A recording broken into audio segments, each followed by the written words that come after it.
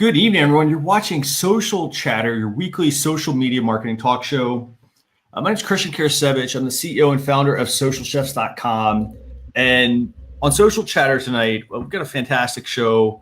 This is episode 147 with guest Mark Ensign, along with Phil and myself. You know, we've got a lot of really good social media marketing topics this week that we want to discuss with you, and get you using them in your business to help, or at least to help you generate business. We do this show, not just for us, but we do this for you. So thank you so much for tuning in.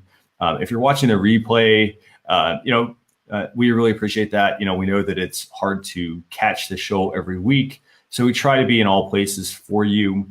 But I want to go ahead. I want to bring on Phil. Phil's my co-host. Phil, how are you doing this week? How's it going, Phil? It is another awesome week, Christian. It's so good to see you, buddy. So much to talk about. Really excited to have Mark Ensign on. You had a big tennis week, man. Did you win some matches, or what's going on? I did, man. I did win some matches. I did try, and I did overdo it. Actually, I tried to play 2 tournaments in a day, and that doesn't always work.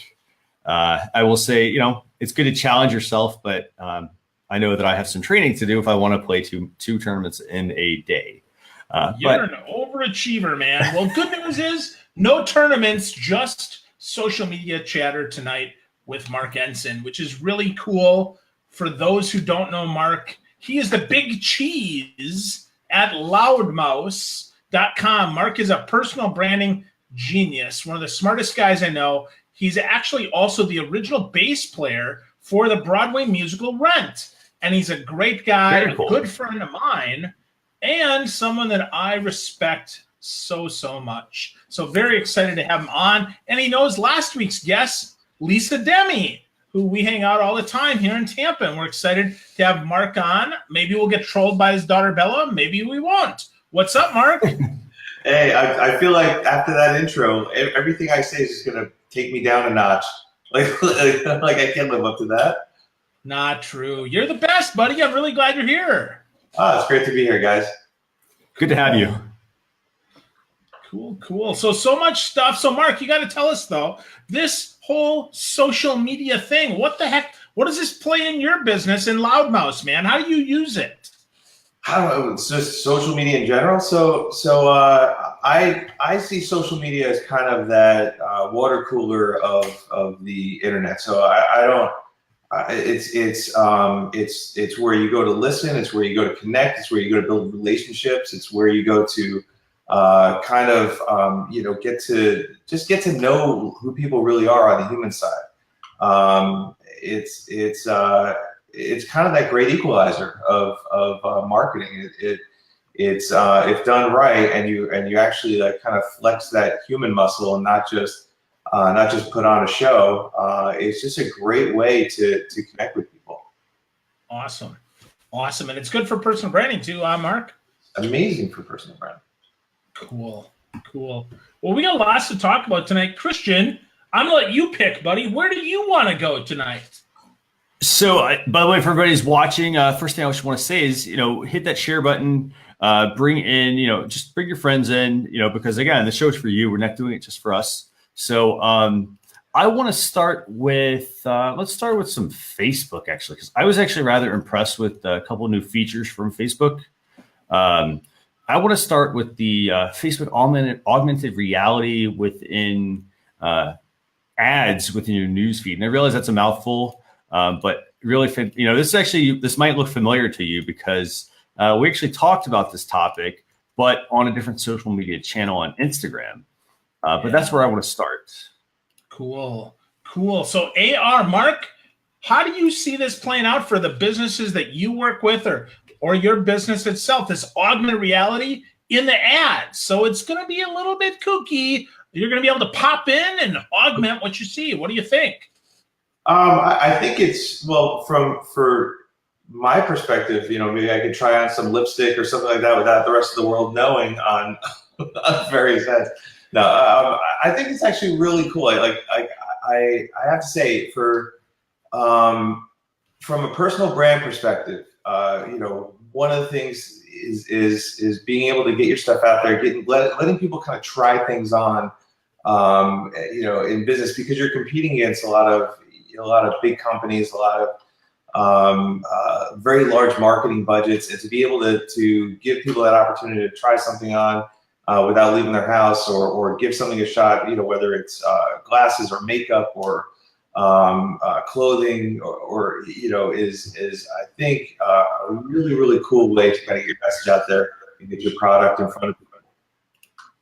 Cool. Christian, are you going to be drinking wine via augmented reality now, or what's going to happen with you, man?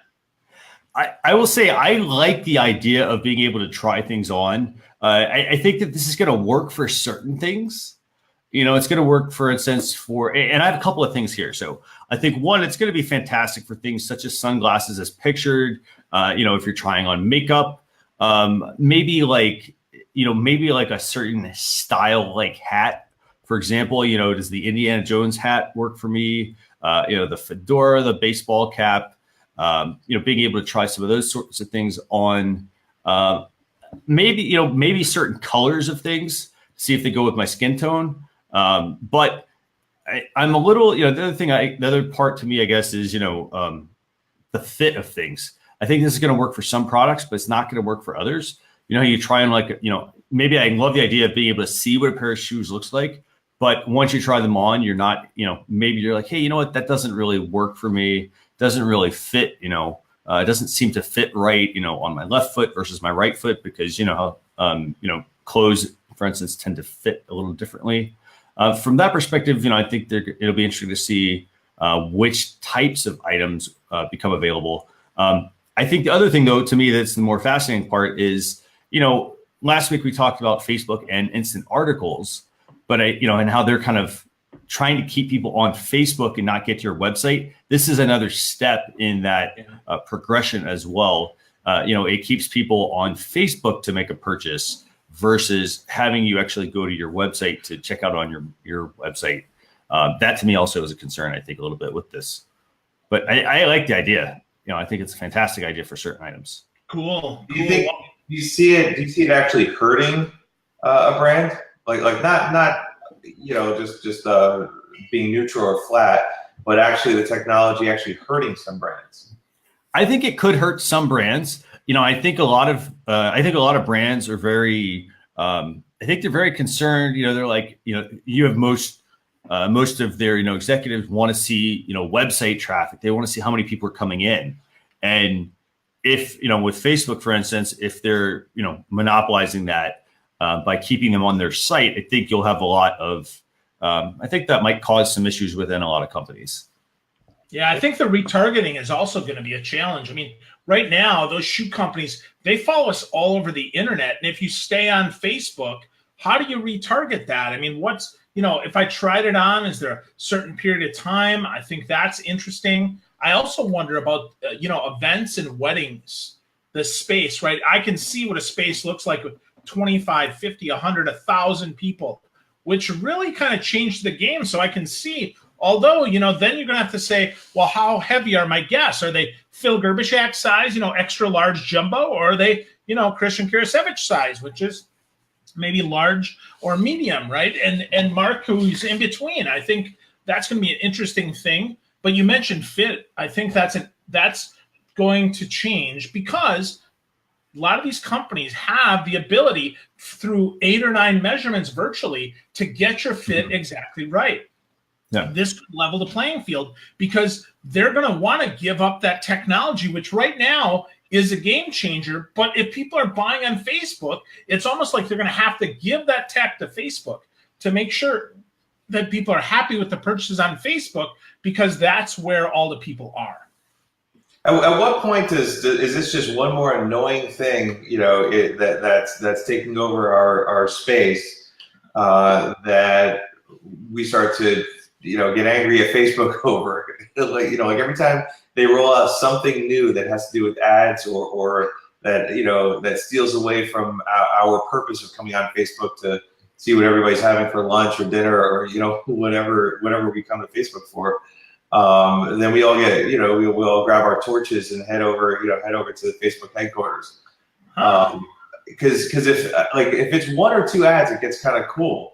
But if we're inundated with it, where every time I go on Facebook, I'm looking at myself in an Indiana Jones hat or sunglasses or whatever. Like after a while, it's like okay, it just becomes an annoying ad.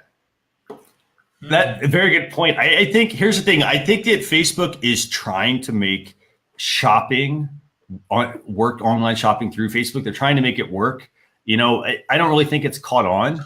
I think it's right. That's not why we go to. That's not why we show up. Like it's not. That'd be like you don't go to Amazon to talk to your friends.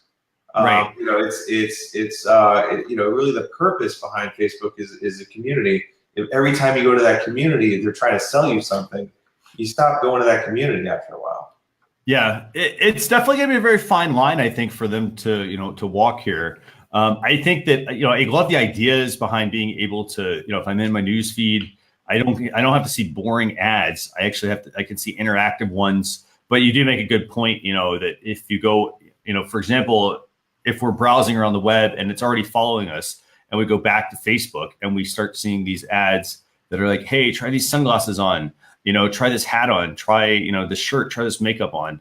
I think that can get annoying. I think it's almost like they would need some sort of filter to be able to say, only show me these maybe on the weekend or something like that, because at the same time, it also might, kill productivity. I think if people just are going on there to learn about their friends and, as you mentioned, they're seeing, 10 ads, for instance, that are, trial this stuff on because of their buying habits. But I like the idea. I love the idea, actually. Instagram, I think, was already doing this, but, it's going to, again, they're testing this right now, but I think that, I think there's a good ways to go still on this. Yeah. Time of day ads, though. Christian, you said something there that I don't think you realize how brilliant that was. Time of day ads. From 8 to 5, I only want to see ads that are related to work.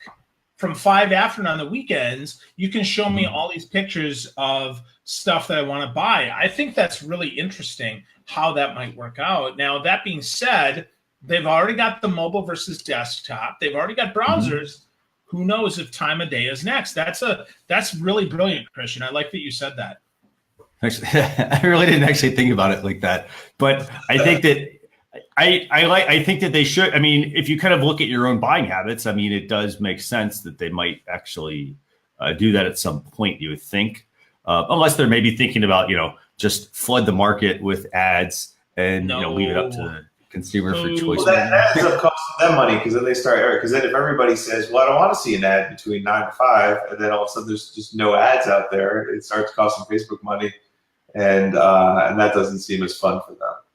Yeah. I will say, hopefully they don't start doing ads within ads. So, for example, if you're trying on, say, a pair of sunglasses, as you see in this picture, and all of a sudden you get a pop-up for, a related item, for instance. Come on, of course you are. Related items, man. Amazon loves that. And suggestive sell, bro. Since you got sunglasses, you also need a cool hat. By the way, Christian, you need some teeth whitening too. Let me hook you up, brother. And they need some sponsoring too, by the way. Like, you could buy, for example, you could be buying, some sunglasses and maybe you could customize on the side another ad, a virtual ad or something. But we'll see. Or socialchefs.com/daily. Sign up to get your stuff. We're not selling you anything. We're just making you smarter, one email at a time. So think about TV though. Like, so when you have TV, like the ads on television became very intrusive, and so we figured out a way around them. And that's where Facebook is. So like it used to be, their ads were kind of hidden in between your posts. They weren't that in your face, and they're getting more and more bold and more out there, where they're becoming very intrusive. And it's just a matter of time before we figure out a way around that too. Like it's even the cool ads. Like it's there's only so much we can deal with it. Like we'll sit around and once a year we'll watch the Super Bowl for the commercials. But other than that, we don't want to see commercials. And so you'll put out these these augmented reality ads, and we'll enjoy them a little bit at first. But then at the end of the day, it's still an ad. Like they need to get back to a clever way to squeeze ads in where it's a little more subtle and a little more like enjoyable. So you have you ever seen comedians in cars driving? Of course. Driving. Jerry Seinfeld. Right. So like the way he'll sneak in the coffee ad for that coffee company, like where it's so subtle. There's no break in the show. There's no break in the entertainment because you don't feel like you just witnessed a commercial, but it's in there. It's snuck in there, and I'd like to see more of that. That's a little more subtle and a little more where it's not breaking the momentum of what you're there for. That's so interesting you say that, though, because people want relevant, Mark. If I'm watching Comedian in Cars with Coffee, you're right, it's subtle, but it's so subtle, I've never seen the ad. Dude, sometimes you got to hit me over the head. I mean, I'm not real smart, dude, but you got to hit me. Right. Show me a real ad. I mean, to your point, I think it's not about being subtle. It's about being an experience on its own. I'm going to scroll through, and I'll tell you, man, a lot of these ads are going to be way more interesting than most of my friends whining about the president. So I'm excited to see some ads. In fact, I'm hoping to replace some of my friends with these new VR people. Not you, Mark, but some other people that shall not be named. I'm just telling you. All right. It's Lisa Demi, isn't it? It might be, but if I mention Lisa by name, it's like Beetlejuice. She's just going to jump out of the screen. So I can't say that. 3 Lisa Demis knock my heels together, and there's no place like home, man. And by the way, you bring a great point up, about being very sly in a way on how the ad is being pitched in this case, naming the coffee company, for instance. Some movies do this actually very well. For instance, if you watch any Jurassic Park films, like for example, the not the last Jurassic Park, but the one right before that. Samsung got a lot of play in it. Apple always gets a lot of play. Coca-Cola, Pepsi.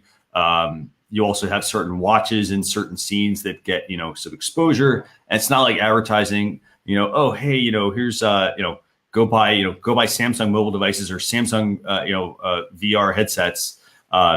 So, I think they do a fantastic job of weaving that in. And I actually think that could actually be maybe the next, I want to say the next frontier here, but the next direction that Facebook goes with some of their ads, because, for example, they do have Facebook Watch as well, which they're actually starting to roll out more shows starting this week. So that could actually, but I guess that isn't really Facebook advertising it. It's more the business almost needs like a team of writers, kind of like these TV shows have or these movies have to weave these in. Which you can find on Facebook Marketplace. You can find a good writer there. Oh, wait, no, sorry. Wrong show. Yeah, no, you can't. Don't look on Facebook Marketplace. But yeah, I mean, I think, you both make fantastic points here. To Mark's point, at some point we're going to get tired of seeing ads, just ads on ads on ads. So that, there need to be some better ways to get that in front of people, to allow Facebook to still generate revenue, but at the same time, to allow you to get your product across, but, in just not in the normal way that the ads are being run. So. Good point, buddy. Good point. Well, let's stay on Facebook, Christian. Let's move to Facebook group stuff. Facebook quietly launched a new app for the group platform after they screwed around and they locked us down. They prevented BeLive and other services from broadcasting in there. In fact, my guess was that the last Facebook Live I did, they pushed this update right in the middle of it because it crushed my live and midway through the live, logged me out of everything. But this is really interesting. They're launching a new app for groups, which we saw, 2 weeks ago, 3 weeks ago, Christian? We talked about monetization of groups. So what do we think about this? I mean, Mark, are you managing any groups for anyone or have any of your speakers or other folks that you do personal branding for that have groups that they're excited about this for? Yeah, well, of course, most of my clients have either groups or pages to some degree. What makes me a little nervous about it is how fast they can switch, turn it on, turn it off, and really affect people's businesses. Or if your entire community is in a group and they shut you down or they change the rules, or here's a new app and here's a new thing that you have to do, a new hoop you have to jump through. You can't use this. You can't monetize, or you can, or they change the rules like that. Like the future of your business, the control of your business is in their hands. You don't know what you're waking up to. And so, like anything else, when I with my clients, I make sure that you want to, like, you can play around in groups and you can build out that that group, but make sure that you're also, whether it's building your email list or you're building where you have a home base that you actually own, your website, something that's on a platform that you actually own, in addition to that group, because again, who knows? When they change the rule, plenty of businesses have gone upside down after a big rule change because of something like that. Cool. Christian, are you going to use this for the Social Chefs group that we have going? I really like the idea of this. To Mark's point, I just am very, certain things I like to just jump into, but in this case, Facebook took this away before. If you've been following the news, Facebook has, there's a lot of people that they're not happy with Facebook because of just all of these data privacy concerns. And I think that, in this case, like groups, Facebook wants you to use groups because, they realize, or you realize, hopefully everybody realizes that pages are not getting the reach that they normally should. And so as a result, this is pushing you to groups. This is, another iteration for Facebook to keep you on their platform. I personally, I'll try this out maybe selectively, but again, groups, a lot of people use groups, to build a community. So like to take, their fans, for instance, and to bring some of them into a group. Whether that's a private membership, for instance. So I won't necessarily use these at the moment because I want to see, who's coming out with like what and how can actually be useful. If I'm in a group, I like all the features that are in groups. For example, I love the Facebook group topics feature that's there to help you categorize your posts. I don't necessarily, I don't really see a need to have any apps in my groups. What do y'all think? Oh, I disagree. I think Mark's point is exactly why we need apps and groups. I want to capture their email address. I want to engage with them beyond the Facebook group. I want to monetize that. I want to offer them courses. I want to, offer them exclusive stuff. I think a free Facebook group is just a gateway drug to a whole lot more conversation, a whole lot more connection, hopefully a whole lot more revenue for companies, whether you're a thought leader or not. If you're someone who's got a small business, let's say you sell wine. I like wine. I've had some tonight. Mm-hmm. Wine is good for you, right? So I think if you're selling wine, you want to get people on your Wine of the Month club. You want to get emails sent out. I think that's important. You don't just want them to hang in your Facebook group and get tips. You want to offer exclusive stuff. So it's tiered stuff. And I think that an app like that makes a whole lot of sense, or an app like maybe an Instagram TV private channel. That could be next, right? Backstage pass with a sommelier, where you can have a virtual tasting. I don't know. So I like the idea of the email list. I definitely like the idea of the email list. But aside from that, maybe there, I guess, needs to be some sort of shopping app. I guess maybe like a Shopify or something tied into it. Email. So the email list, the shopping piece, maybe they already have the feature to build in, sections and whatnot for Facebook groups. For if you're doing like a course or a class out of it. But aside from that, what do you think? Any other recommendations maybe on what they could be launching or what apps, might be useful for a group? Well, we talked about some of the personal branding type apps, right? Courses, stuff like that. I think that makes sense. I think, some of the apps could be, virtual menus where people drive through. Because right now, a menu is not very clean on Facebook, and a PDF. No. If you have a Galaxy device or a Samsung, you have to download the PDF, and it clogs up your already small saving phone. So I think a nice menu app is good. I think also the ability to a messenger type app where you build that on top of it. A chat bot could be a good feature. I don't know, Mark. What do you think, man? What am I missing?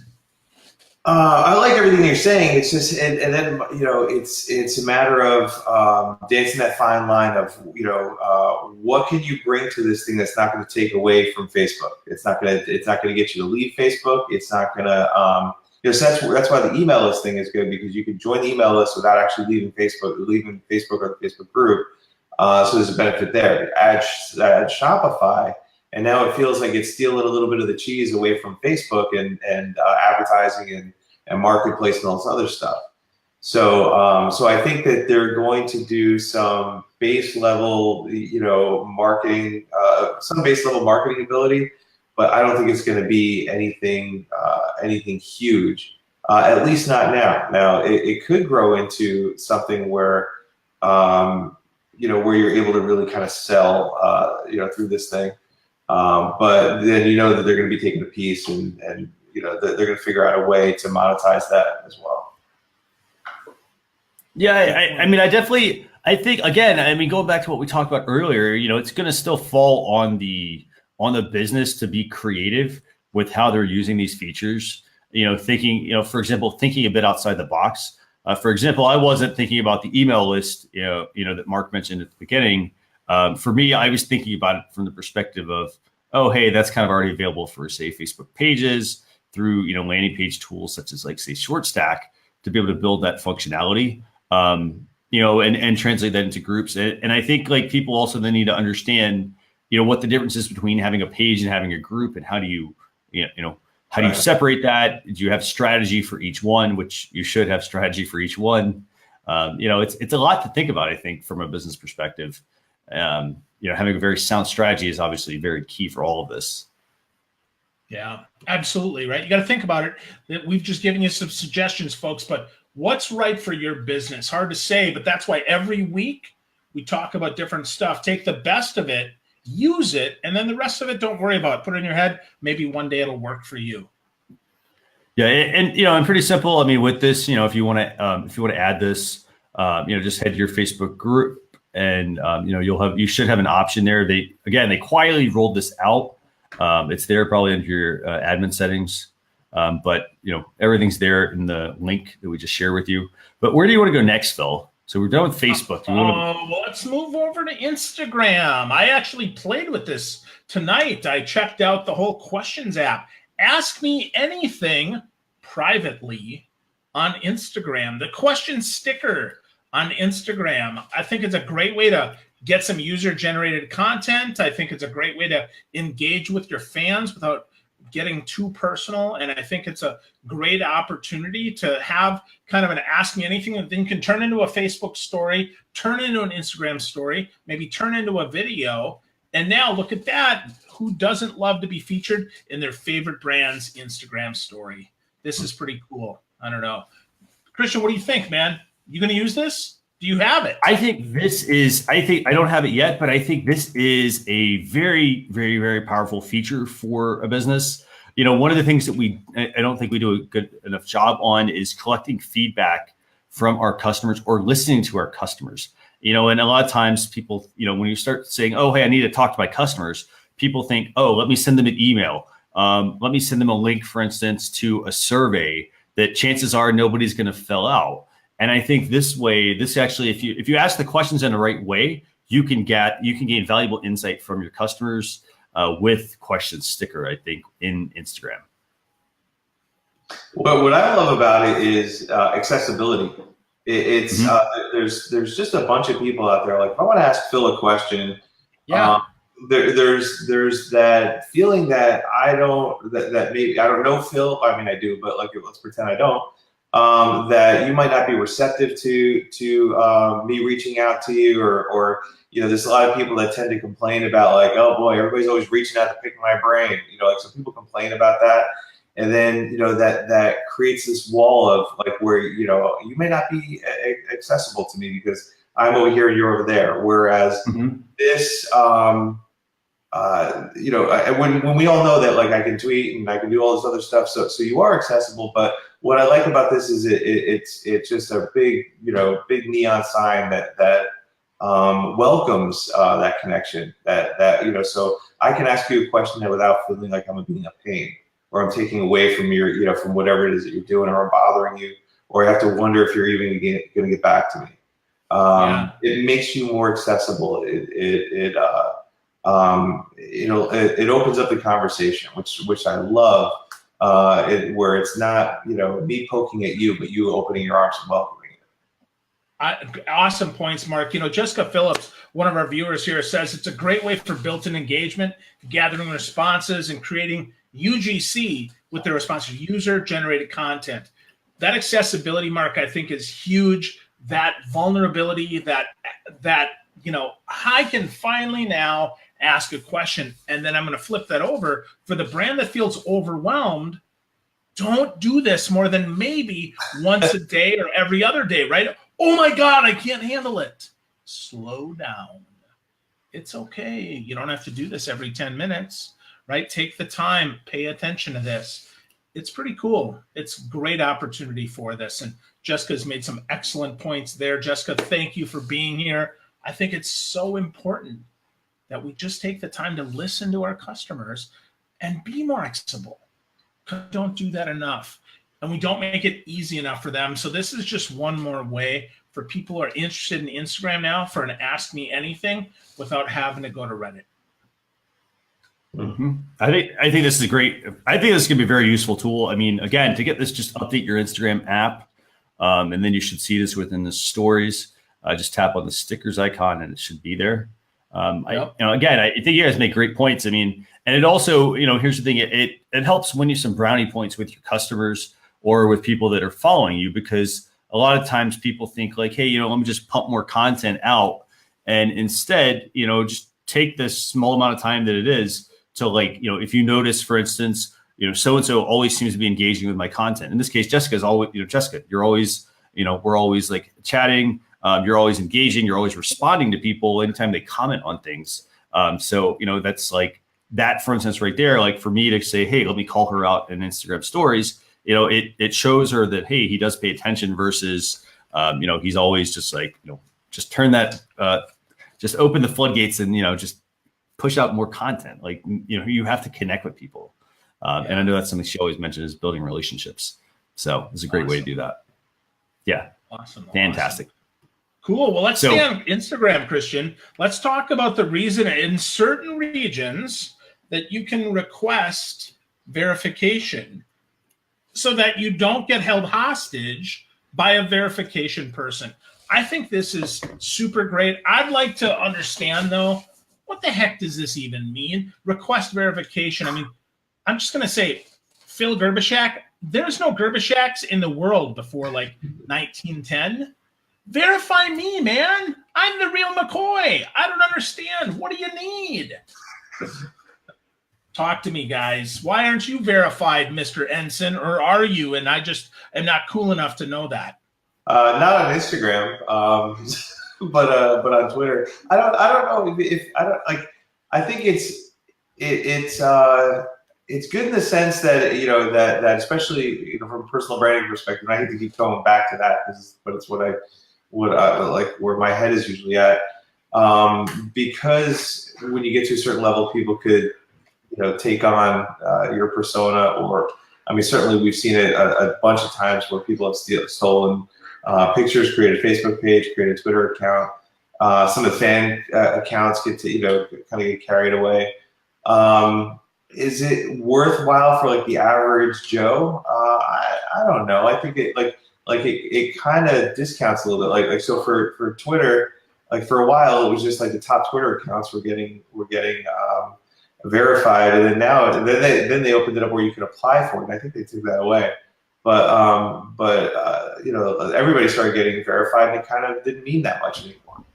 I don't know. Will this happen? Is that why they're rolling it out slowly so that kind of thing doesn't happen, or is this just a way to avoid a lot of the scam and fake accounts? So that this way, even if 90% of Instagram is verified, that 10% are all fake accounts. In which case, then it's useful. Otherwise, it becomes questionable.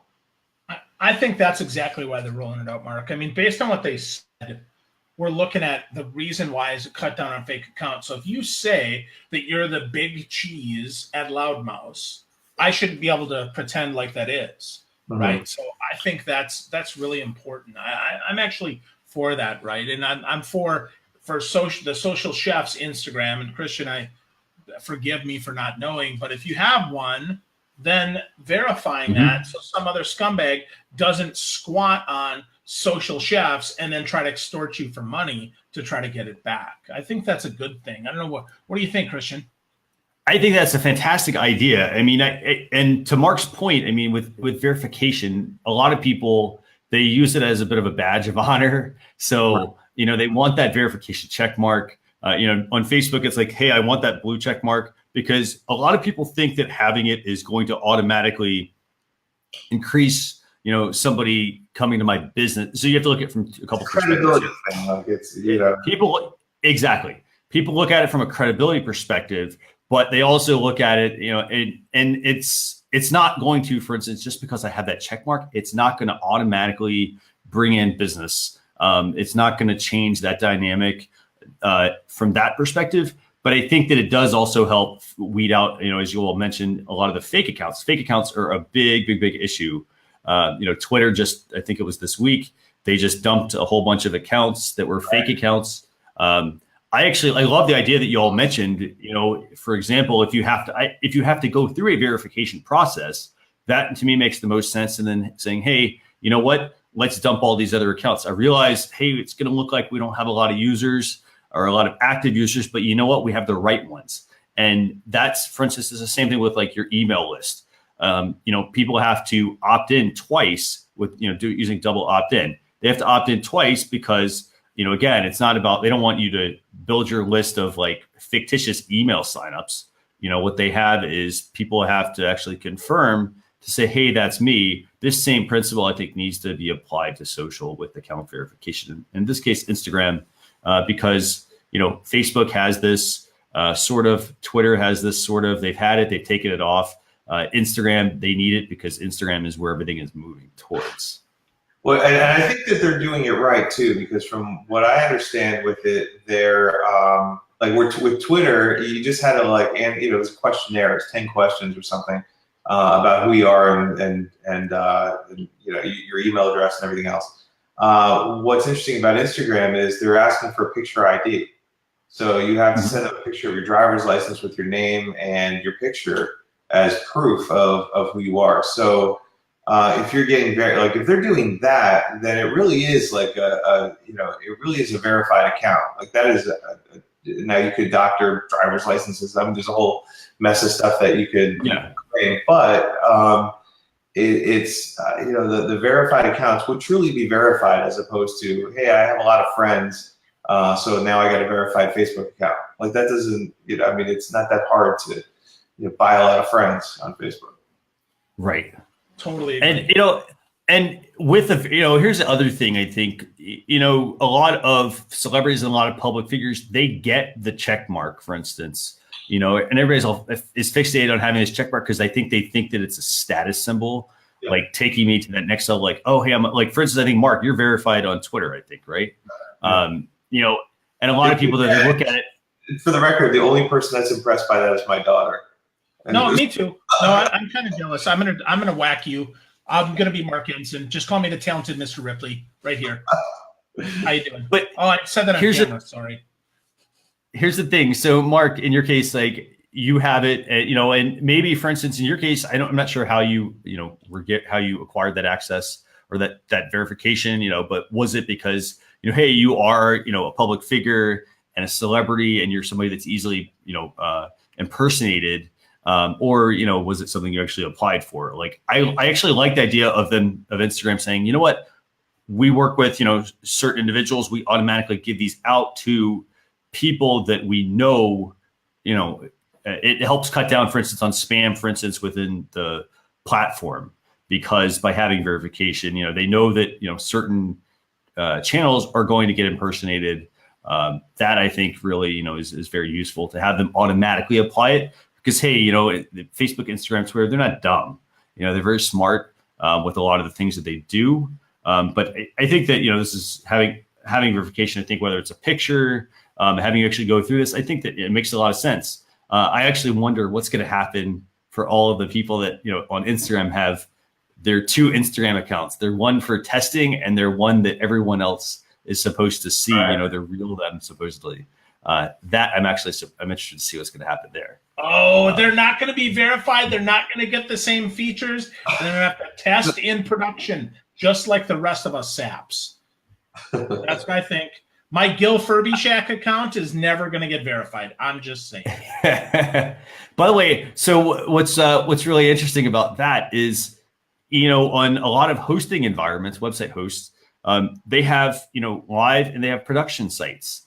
And I sort of think that Facebook, Instagram, Twitter, like they might need to consider moving to having a production site to where somebody could have a second account where they can test it and they can see what it's going to look like on their social media channel without actually having a second channel, a second public channel.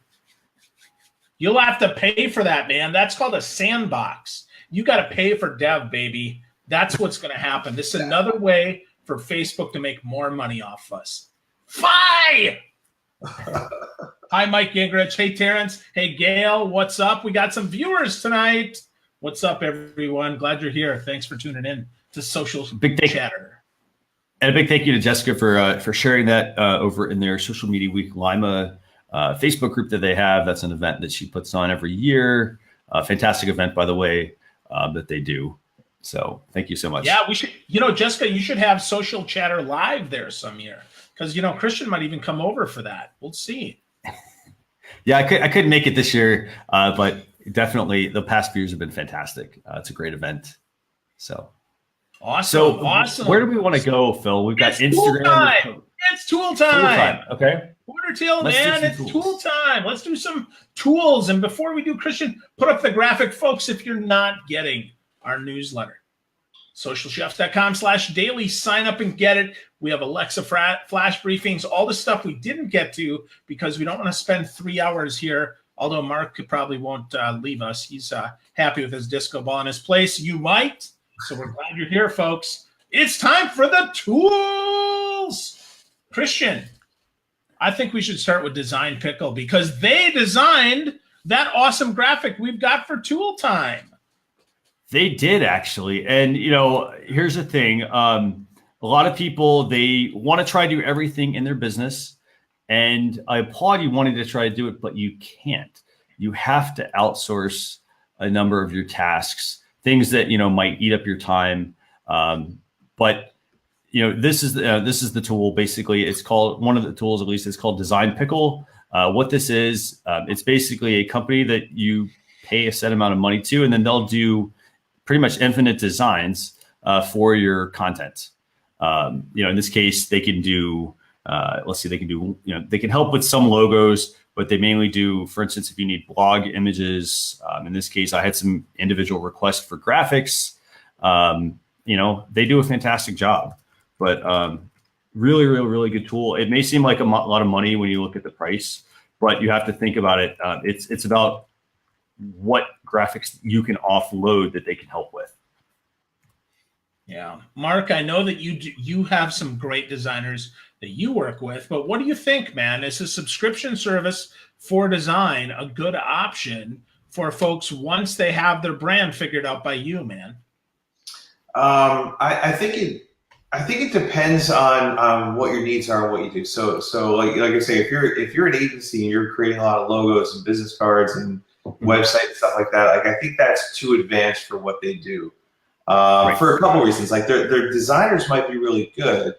However, the way it works is you send them a project, they send it to you on, you send it to them on day one, they send it back to you on day two, you send changes, and then you don't get it back till day three. Like even if it's a small change, like they only do one thing at a time. Like you can't load them up with, I need these 50 graphics on Tuesday.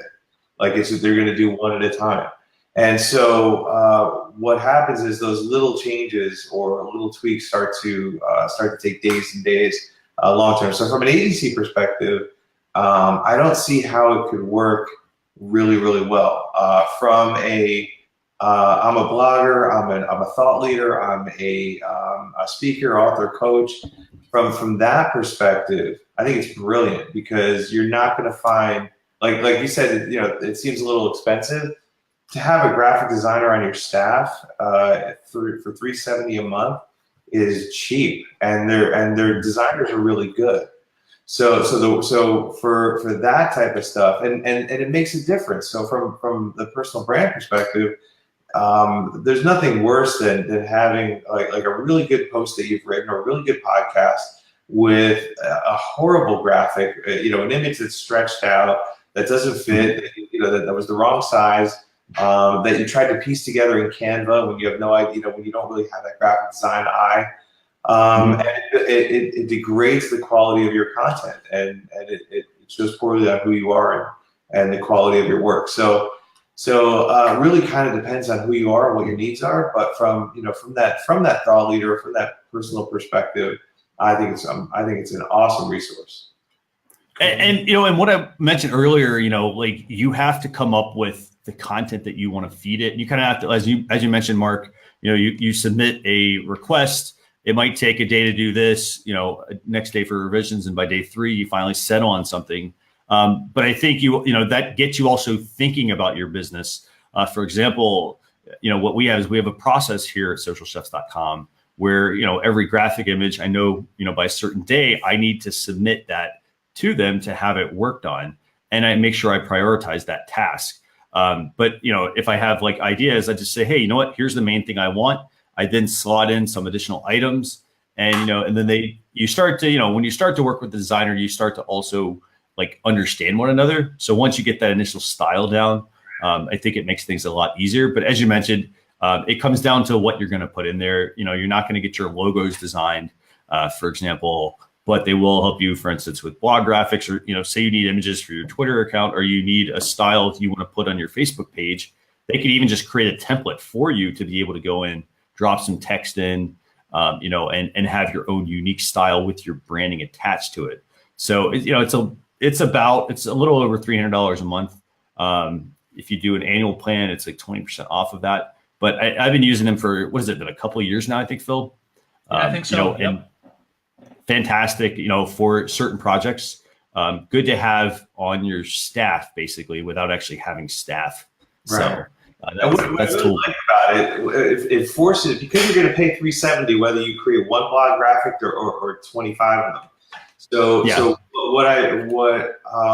what it tends to do, having a model like that, is it forces you as a content creator to go, okay, you know what, like I'm not going to let this guy, I'm not going to pay for this service and not use it. So what are some of the graphics that I can use? And you start looking for quotes, and you start, creating more content, and really looking for ways to visually represent yourself, because you're paying these guys. You want to, you don't want to ignore the service that you're paying. So having something like that tends to, light a fire under the content creators' butt and get them creating more content, more visual content. Yeah, definitely. And to that point, Phil and I, like this week, we were talking about the graphics. For instance, like the tool time graphic, we revamped that. We revamped the opening graphic. Also, Phil had some business cards as well. So we had those done as well for some stuff that he was doing for a show. So they do quite a lot of things. But as you mentioned, Mark, you have to fill the pipeline, but it does make you think, you know what, hey, I need to improve that graphic on my website. Like it's been on my to-do list forever. In this case, outsource it basically. Have them do the work, and then and then get that finished, get it off your list. Yeah, and find your template, and then do more of that. So I would recommend, if this is something you're going to use, come up with 10 of the same type of things that you want to use, 20 of the same things you want to use. If it's a quote, if it's, like we've got different graphics every week here for Social Chatter, except just the thing that's different is the number of the episode and the guest. Okay, well, that can be done if you plan ahead. So listen to Mark and plan your content ahead so you don't get behind. And then a design pickle makes a lot of sense. So Phil and Mark, I'm very interested in hearing your perspective on this next tool.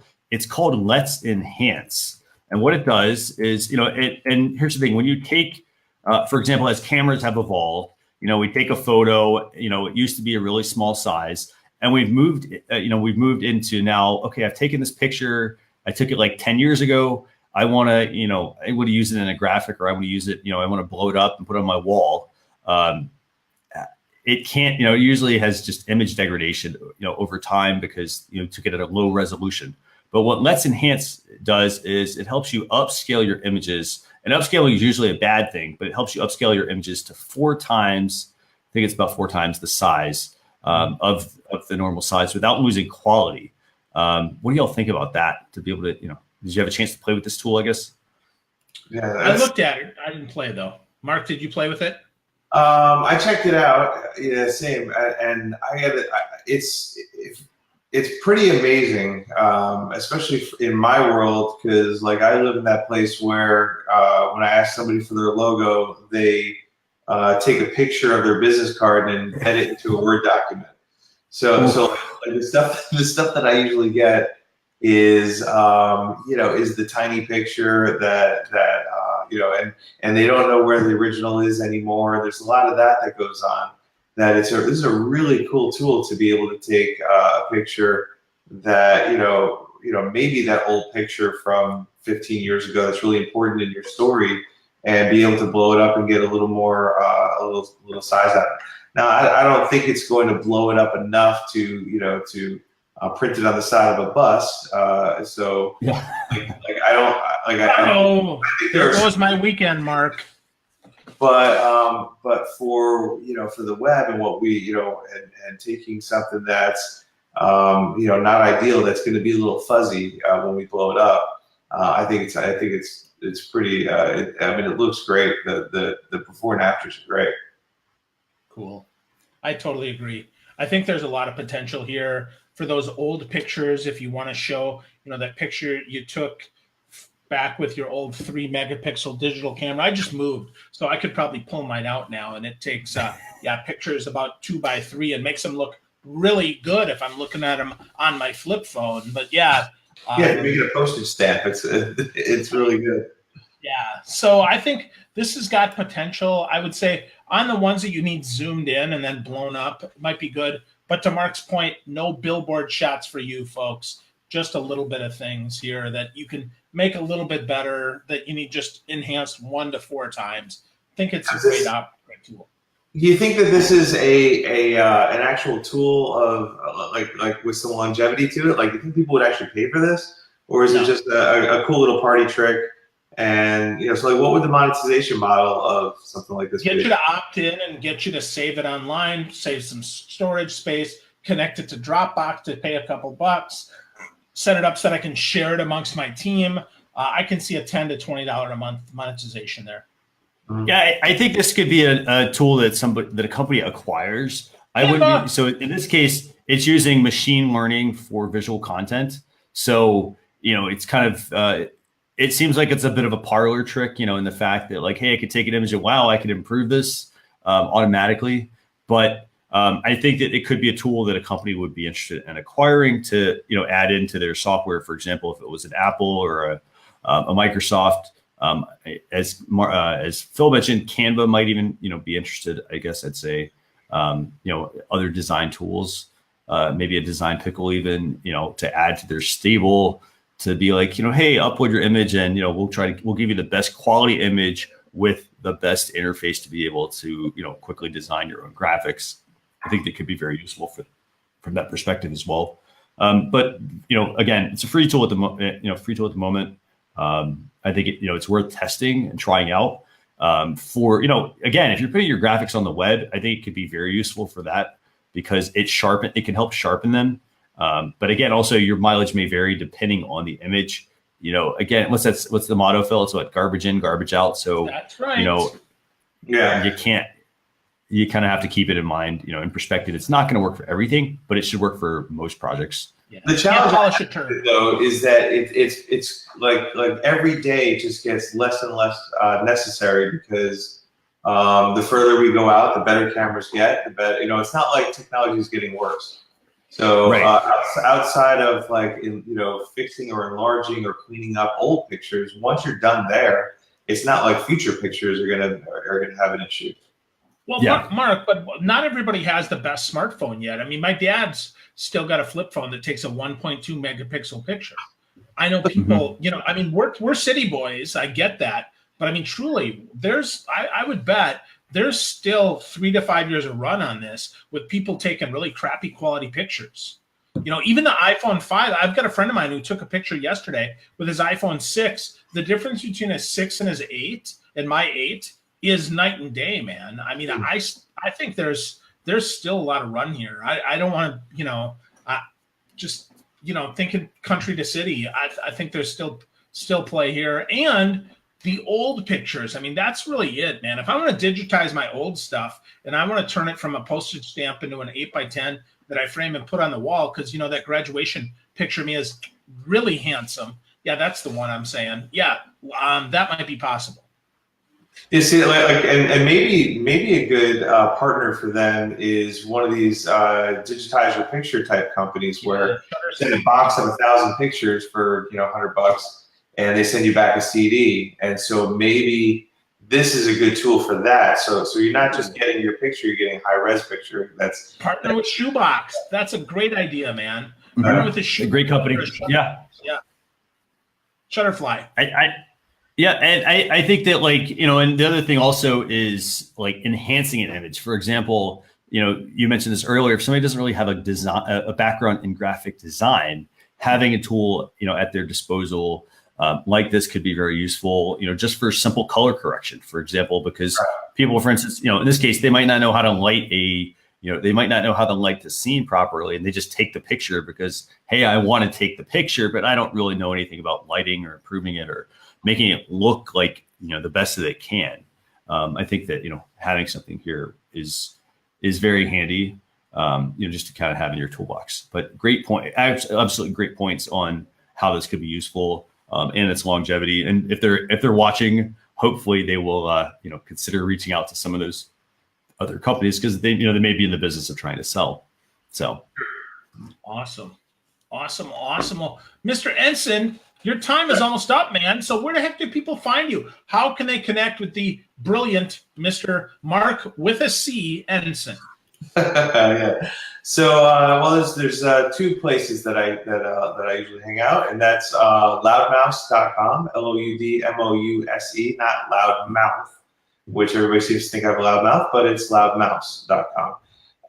And we're a personal branding agency that specializes in speakers, authors, coaches, and executives and the like that want to become stupid famous. Maybe not stupid famous. And also my blog, markensign.com, marcensign.com. Yeah, awesome. And Mark's in Tampa. If you get here, call Mark, and then call me too, because Mark won't call me. He'll be busy camping with the 10-year-olds. Just call me. I invited you. Whatever, dude. You didn't invite me, dude. We talked about you on last week's show. It's a good thing you didn't watch it. I watched the beginning. Yeah, of course. We waited to the end to talk about you. Yeah, Lisa Demi did not join us today, so we're kind of disappointed. But we're glad you're here, Mark. So thanks, buddy. We appreciate you, dude. It's been fantastic having you on the show, Mark. Thank you so much for joining us. I appreciate you having me. Yeah. Christian, what the heck is going on next week, man? Because I'm at the National Speaker Association convention, so I won't be available. What are you doing, man? So next week, we're not going to have a live show, but we still will have a blog post recap that will go out on Friday. We're going to have one also this week. So if you go to socialchefs.com/daily, sign up for the email newsletter, we'll send you a link to that blog recap this week and also next week. But that's what we're doing next week. And then, we've got a really good month this is almost at the end of July here. Wow. Got a couple more guests here for July and moving into August. But I want to thank everybody who tuned in tonight. Again, shout out to Jessica, Jeffrey, Mike. Who else do we have? Phil, and Mark, Gail. Thank you again for spending just a little bit amount of time this week. Letting us catch you up on what's new in social media. I recommend going and putting these new items into action. A lot of them very simple. Update your app, and you'll have new options within your apps. In this case, like Instagram. You'll have new options there to get the new question sticker feature within Instagram stories. So you open your story, you add the sticker and just look for the question one and just start playing around with those. I think those can be very useful for you to gather feedback about your customers, to learn more about them so that you can deliver the right products to them. But thanks a lot for joining us this week. We will see you. I'll see you in the blog post recap next week. Thanks a lot, everyone. All right. Bye.